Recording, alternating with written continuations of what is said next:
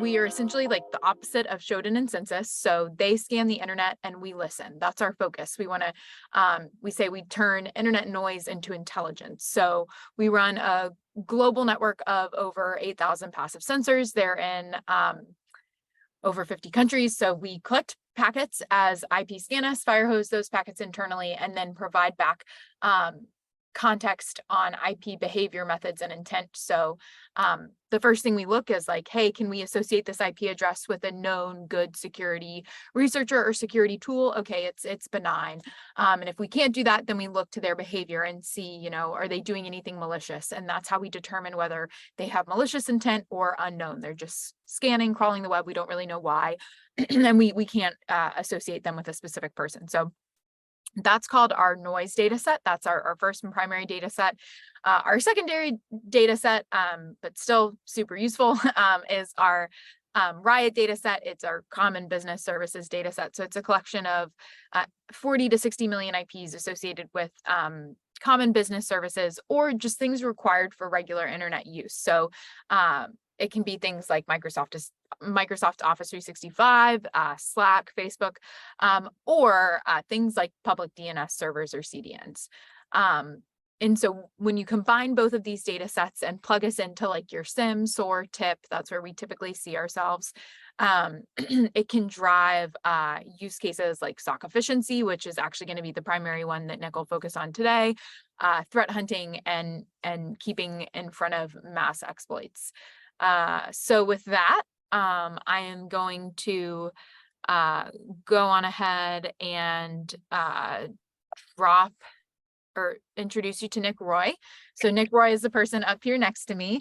Nick and I will be out at Black Hat next week. So if any of you guys are going to be around and want to hang out, come grab a drink or something, go on ahead and like hit me up in the chat or something, and I'll reach out after the webinar. But if you're hoping to find Nick, you will find him winning minimal sums of money at video poker. I'll probably be next to him losing minimal sums of money. And he will be in these light up shoes. His cats will not be in attendance, but the shoes will be. So that's how you can identify Nick. Find the fancy 5-year-old grown man wearing light up shoes. So without any further ado, I will pass this off to Nick to start going through the webinar. All right. Can you all see my screen okay? Perfect. And those are Ellen's leggings, not mine. She was trying those shoes on when they came in the mail. Oh. Just to set that one straight. So a little bit for GreyNoise. If everyone's familiar with GreyNoise, so one of the things, if you've been building playbooks, so I started Phantom way back before SOAR was even a thing. It was still SAO, which is an even worse acronym.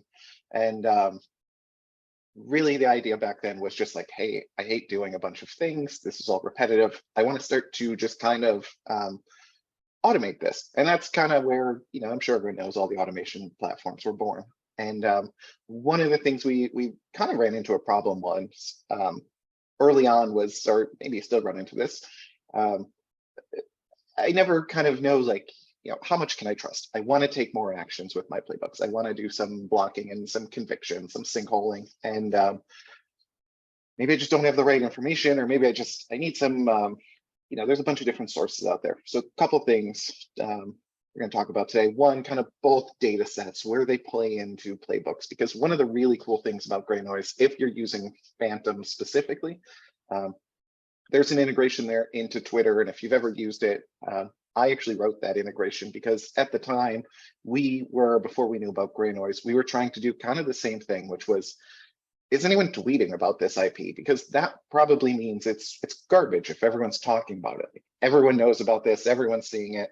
I actually want to rank that different. I want to have some of this kind of crowdsourced effort into my playbooks and my decisions that I'm building. So this is the GreyNoise visualizer. This is not automation, but one of the cool things, there's all sorts of ways you can search GreyNoise. And we're going to say someone from, I just want to see anyone in the last day with a vulnerability here, using a vulnerability from this year. And one of the things we get a lot of questions about really quick is like, where does GreyNoise fit in with my playbooks? What are we doing? I have all these other kind of reputation services.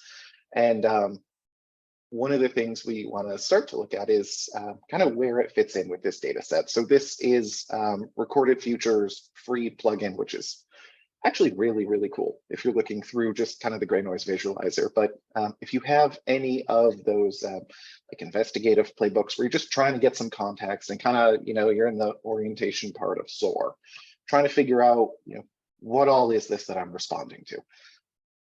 Really nice fit, because a lot of the kind of like traditional threat intel tools, they'll tell you all sorts of like interesting details about an IP address.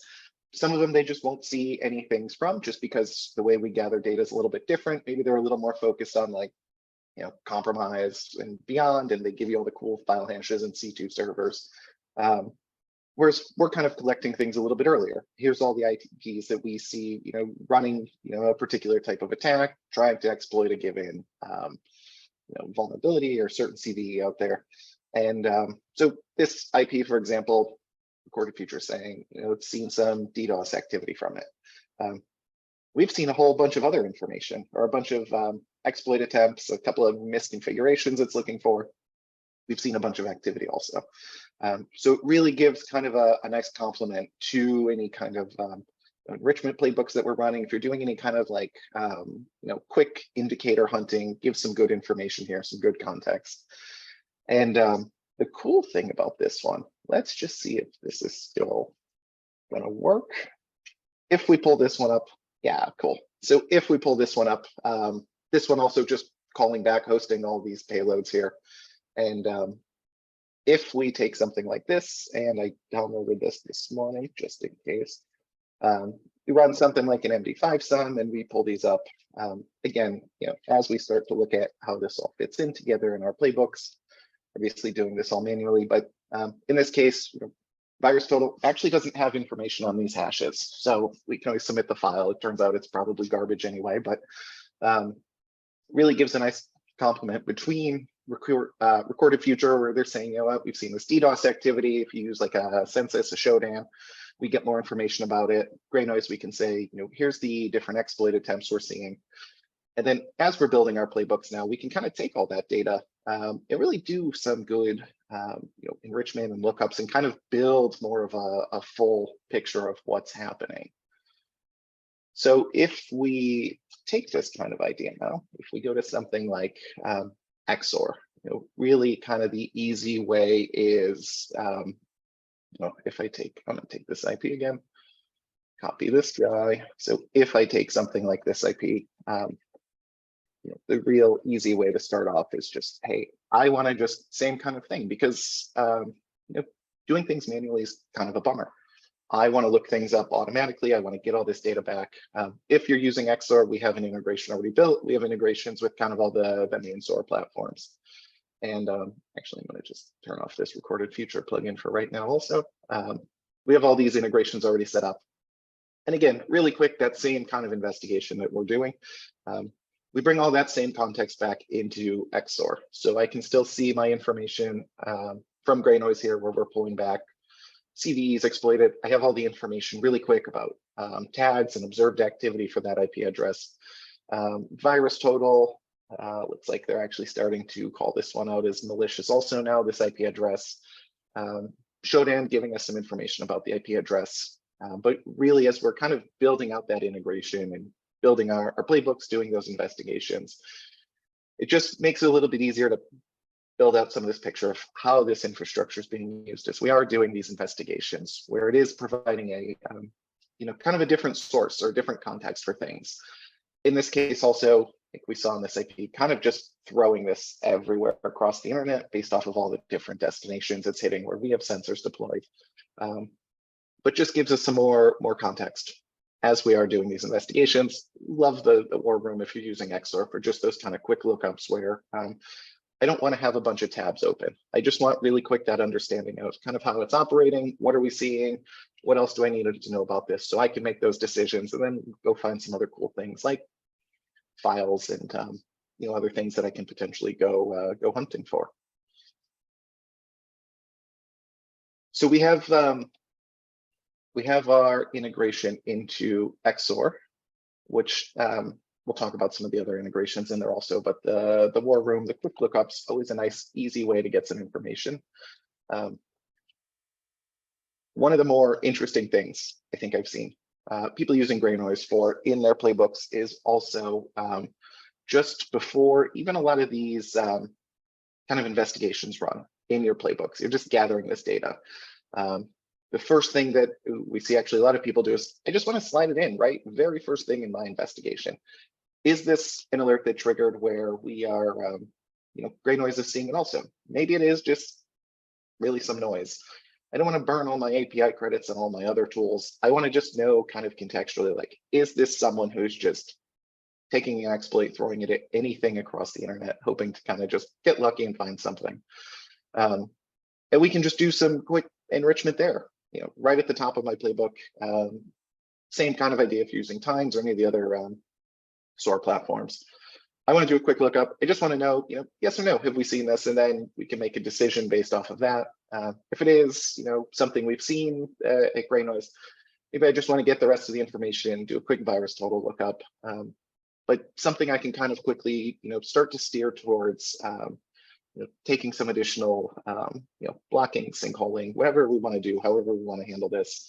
But having some more of that context of, not only is this a bad IP, but it's probably something that everyone else is seeing also. So I really don't even want to waste, cycles, automation, anything on this.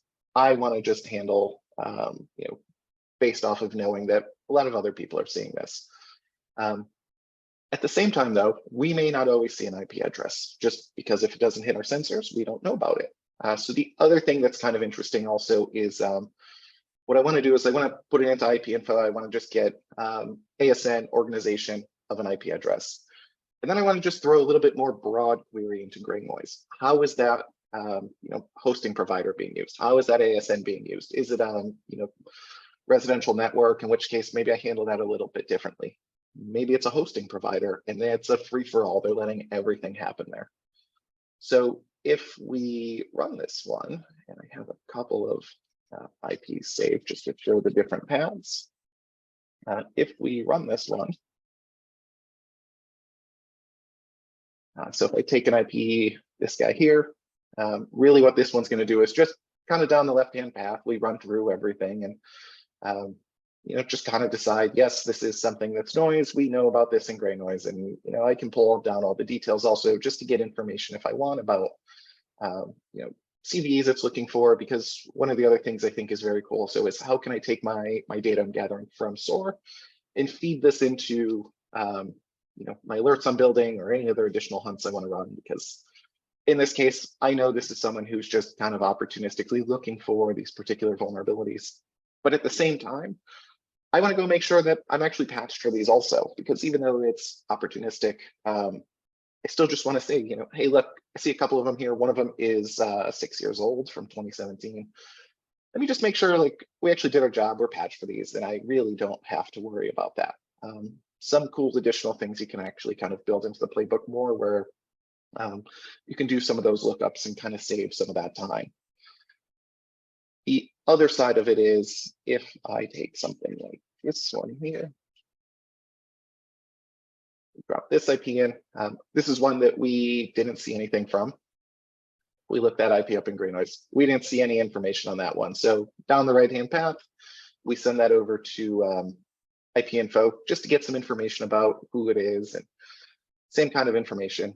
But in this case, we kind of just open it up a little more, where now I just want to look up this particular ASN, because in GreyNoise, I'm sorry, I don't know Times well enough to do really cool visualizations, but in GreyNoise, there's all different ways where you can kind of search. You don't have to just search by IPs, but we can kind of take this a little bit more and say, I want to search a little more widely here.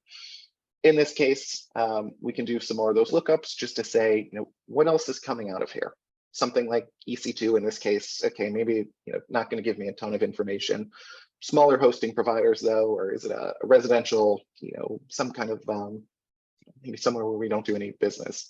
Cool, I know there's a bunch of bad things coming out of there, not that IP specifically, but I can still have some context around the provider and generally what we're seeing originating from there that is hitting our sensors.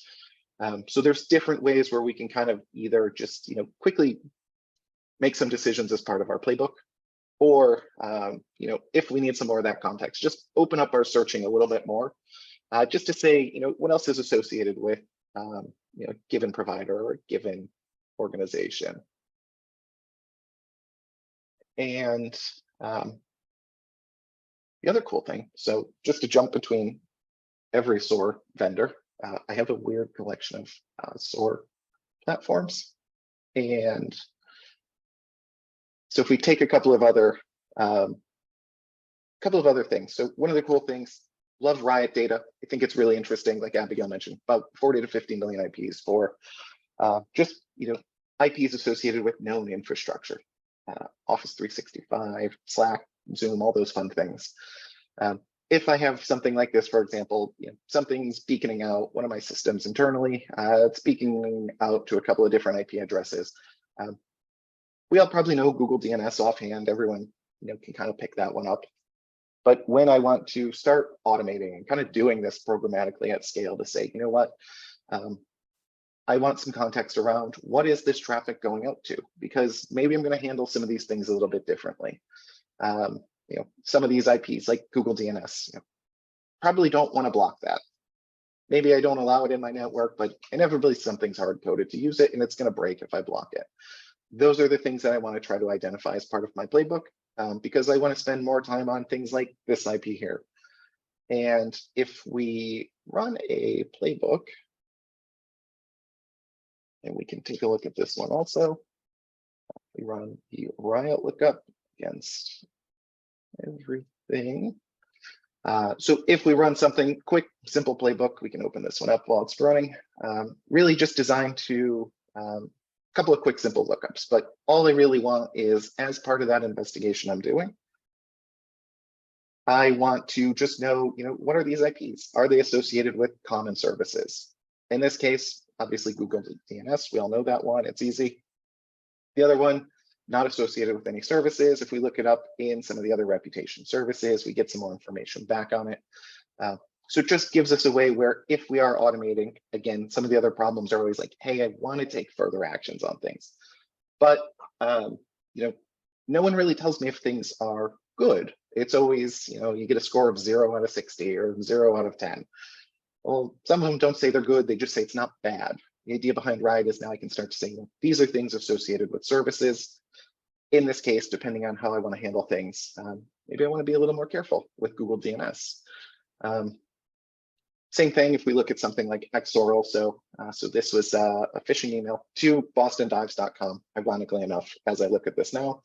But pull out all the indicators if you have something like a report phishing button, or if you're just pulling any information from like a email gateway, like a Mimecast Proofpoint, kind of all the common SOAR use cases around phishing playbooks. Riot is a really cool one to slide in there also, because if you look at things like the sender IPs, a lot of times with the phishing playbook, sometimes where you're trying to figure out like, how actually do I handle this? Do I need to go, delete emails out of everyone's user inbox? Do I want to block this IP that's sending me all of this? A whole bunch of things, and we really don't want to get that wrong, because if it's for a legitimate purpose, that obviously impacts things a lot more if we do get that wrong. So taking that same idea of Riot, where we can do this lookup, get some of this information. In this case, though, if we look at the GreyNoise data, GreyNoise calls this out as an Office 365 IP. So even if this was part of a campaign, we say, yeah, this is probably a bad IP, I may not just want to block that IP because it's probably not the only people that are using Office 365 in the world. So again, as part of the investigations, just doing some of that kind of orientation and deciding how do we want to operate. Riot's actually really cool for building out playbooks, and just having some of that context for known services when we are making some of these decisions. And I want to leave a few minutes for questions, so I think we're actually going to do this one right on time, which is cool. One of the other things that's really interesting also, not just how do we respond to alerts, how do we kind of get some context? Is anyone else seeing this? Is this a known service. So this was, you know, a alert that fired for unusual web requests, which in this case, this was just someone who was just looking for open proxies.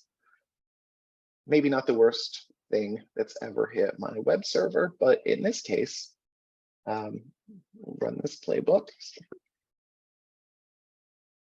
One of the things we do have in GreyNoise, we'll let this one run for a minute. While it's running, if we lift this IP up, we have this concept of IP similarity. So there's all sorts of ways you can search GreyNoise, but we can also say, I want to just identify IPs that are behaving similarly based off of what's hit our sensors. A lot of cool use cases for this. If you're doing any kind of like just real basic, you know, indicator hunting, I see something suspicious. I want to find other people who are operating the same way. I've seen people use this for like if they're getting any kind of DDoS activity.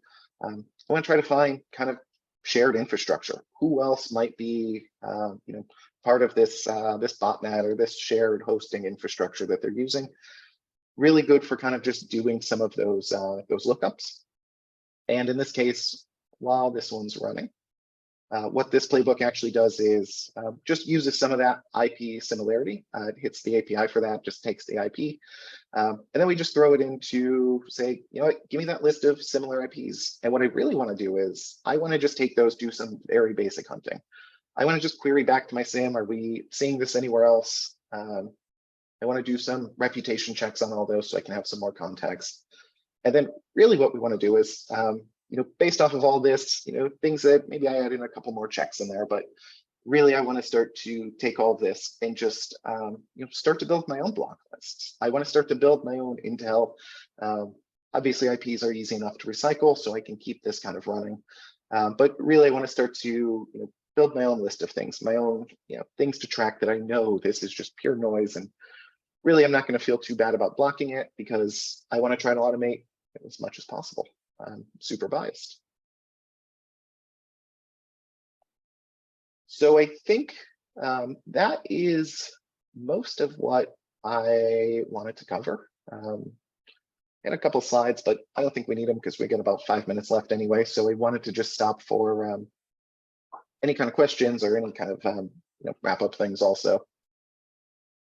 Yeah, so we'll do questions first, and then I'll do the wrap ups. We did get a couple questions in the chat. The first one is somebody asking if we have any experience integrating this into I'm gonna butcher this, Wazoo SOAR, WAZUH.